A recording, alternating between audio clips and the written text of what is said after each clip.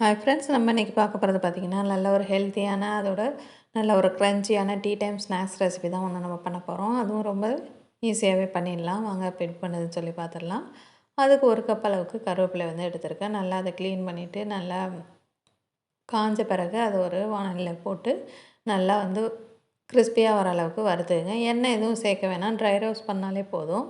இப்போ வந்து கருவேப்பிலை நல்லா வந்து வறுத்த பிறகு அதை நல்லா மிக்ஸி ஜாரில் போட்டு பவுடர் பண்ணி சலித்து எடுத்து ஒரு பவுலில் சேர்த்துட்டு இதோட கொஞ்சம் எள் அதோட ஓமம் சேர்த்துட்டு ஒரு கப் அளவுக்கு கடலை மாவு சேர்த்துருக்கேன். அரை கப் அளவுக்கு அரிசி மாவு, கொஞ்சமாக வந்து பெருங்காயத்தூள் சேர்த்துட்டு மாவுக்கு தேவையான அளவுக்கு உப்பையும் சேர்த்துருங்க. சேர்த்துட்டு இதை நல்லா வந்து கலந்து விட்டுடுங்க.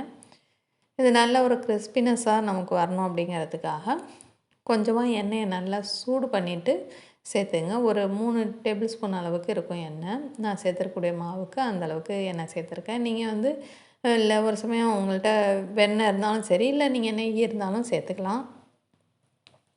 பட் எண்ணெய் சேர்த்து செஞ்சாலுமே நல்லா வந்து கிறிஸ்பியாக தான் நமக்கு இருக்கும்.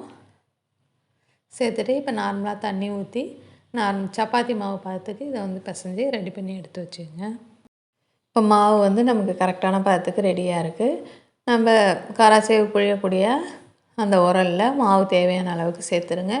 நீங்கள் கருவேப்பிலை வந்து நீங்கள் வேறு எந்த விதத்தில் நீங்கள் சட்னியில் தாளித்து கொட்டும் போதோ இல்லை சாம்பாரில் சேர்க்கும் போதோ இலையாக இருக்கும்போது குழந்தைங்க கண்டிப்பாக சாப்பிடவே மாட்டாங்க.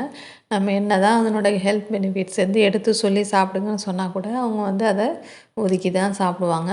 பட் வந்து இந்த போல் செஞ்சு கொடுத்துட்டோன்னா அவங்களுக்கு தெரியாது. கண்டிப்பாக வந்து விரும்பி சாப்பிடுவாங்க. டேஸ்ட்லேயும் ரொம்ப டிஃப்ரென்ஸ் இருக்காது.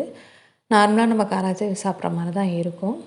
இப்போ எண்ணெய் நல்லா சூடாகிட்டு அதில் வந்து நம்ம ஒரு பெரிய சைஸ் முறுக்கு அளவுக்கு இதை வந்து பிழிஞ்சு விட்டுட்டு அந்த எண்ணெயோட அந்த பபிள்ஸ் எல்லாம் அடங்கின பிறகு இதை எடுத்தோம் அப்படின்னு சொன்னாக்கா அது கரெக்டான பதத்தில் வெந்து நமக்கு ரெடியாக இருக்கும். இதை பிழிஞ்சு விட்ட பிறகு ஸ்டவ்வை வந்து ஓரளவுக்கு மிதமான தணலில் வச்சுட்டு வேக விடுங்க. இல்லைனா ரொம்ப வந்து கருகிடுச்சுன்னா ஒரு கசந்த மாதிரி ஒரு டேஸ்ட் வந்துடும். இதை பொன்னிறமாக வர அளவுக்கு இதை நல்லா வந்து பொரித்து எடுத்துடலாம்.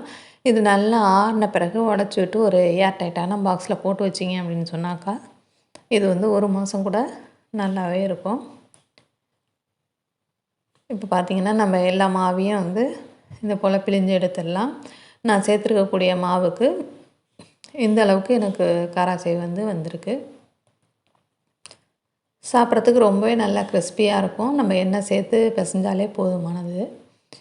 நம்ம சேனல் இது வரைக்கும் சப்ஸ்கிரைப் பண்ணலன்னா மறக்காமல் சப்ஸ்கிரைப் பண்ணி வச்சுக்கோங்க. வீடியோ பிடிச்சிருந்தா மறக்காமல் ஒரு லைக் பண்ணுங்கள். உங்கள் ஃப்ரெண்ட்ஸும் ரிலேட்டிவ்க்கும் ஷேர் பண்ணி விடுங்க. முக்கியமாக கமெண்ட் செக்ஷனில் கமெண்ட் பண்ண மறந்துடாதீங்க. இப்போ பாருங்கள், நான் எடுத்து உடச்சி காமிக்கிறேன். நல்லாவே வந்து கிறிஸ்பியாக இருக்குது. நம்ம நைஸான அச்சு தான் போட்டிருக்கிறதுனால சாப்பிட்றதுக்கும் நமக்கு ரொம்பவே வந்து ஈஸியாகவும் இருக்கும். கண்டிப்பாக ட்ரை பண்ணி பாருங்கள். நெக்ஸ்ட் வீடியோவில் உங்களை மீட் பண்ணுறேன். தேங்க்யூ.